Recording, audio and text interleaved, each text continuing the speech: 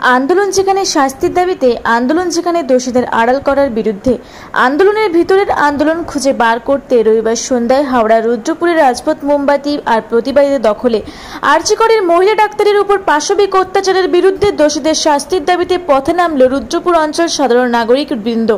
রবিবার সন্ধ্যায় তারা পথসভা ও মিছিল করে। প্রতিবাদের ভাষা ছিল শুধু আরজি কর নয়, ভারতের সর্বত্র যেন নারীরা সুরক্ষিত থাকে। We want justice. We want justice. We want justice. We want justice. We want justice. We want justice.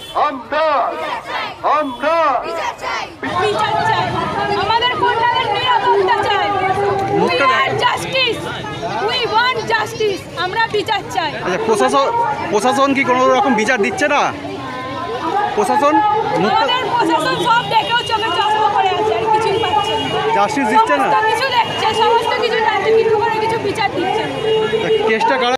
আচ্ছা, আমরা রুদ্রপুর অঞ্চল সাধারণ নাগরিক বৃন্দের পক্ষ থেকে আজকে বিকেল 4টের সময় আমরা সম্পূর্ণ অরাজনৈতিকভাবে একটা পথসভার আয়োজন করেছিলাম তিলোত্তমা খুন এবং ধর্ষণের প্রতিবাদে, এবং তিলোত্তমা খুন এবং ধর্ষকদের দৃষ্টান্তমূলক শাস্তির দাবিতে আমরা এই পথসভা আয়োজন করেছিলাম। পথ মিছিল আয়োজন করেছিলাম।